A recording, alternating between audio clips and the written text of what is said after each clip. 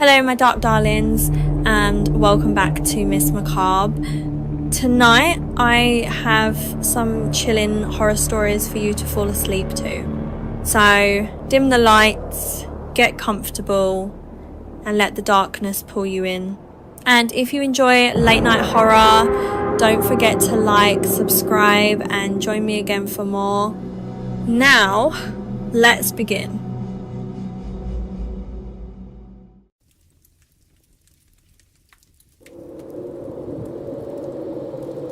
For 5 years, Derek Shaw and his friends had a winter tradition.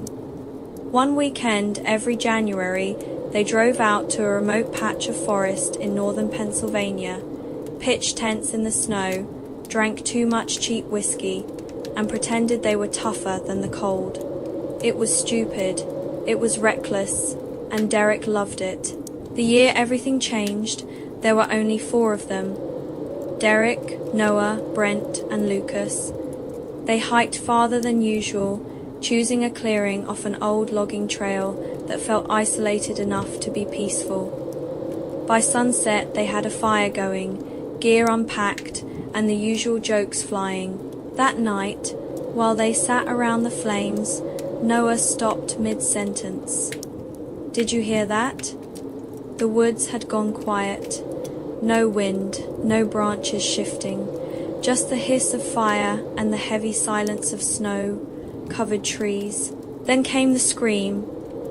It sounded human. Not close, but not far either. The 4 men sat frozen, staring into the dark. Brent laughed nervously and said it was probably a fox. Lucas agreed too quickly. Derek wanted to believe them, but something about the sound had felt wrong. Too raw, too desperate, too sudden. They stayed by the fire longer than usual that night. No one admitted how shaken they were.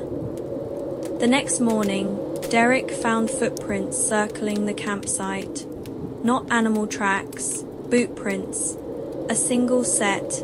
They began at the tree line, looped around every tent, passed within feet of the fire pit, and disappeared back into the woods.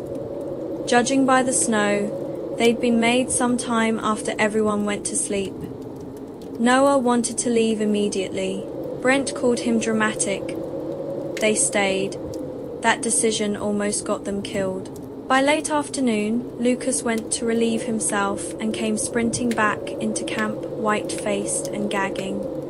50 yards beyond the trees, half buried beneath snow and brush, they found a deer carcass strung upside down from a low branch.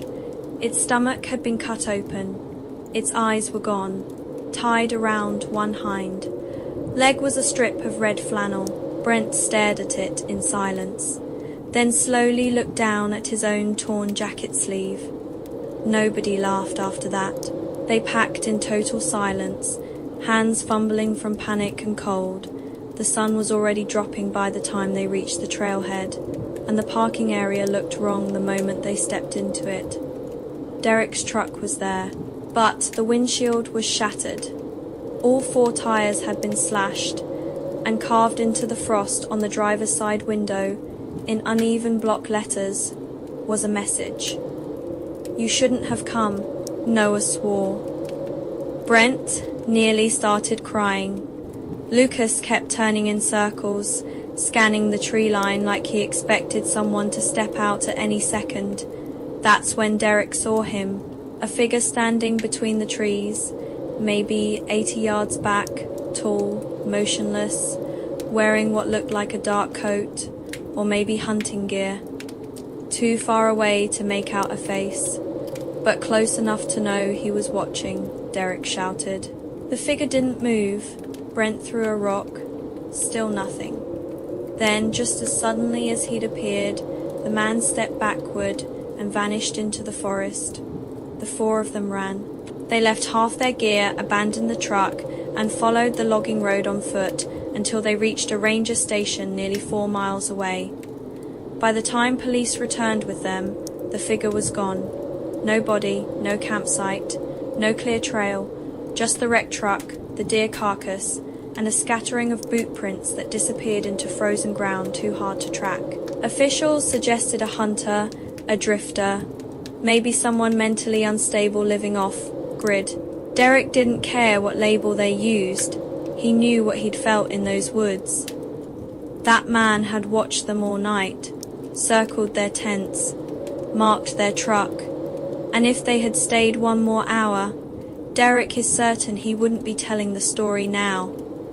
They never went camping again, and every January, when the air turns sharp and the trees go still, Derek remembers the silence before that scream. Because sometimes the forest doesn't feel empty, because it isn't.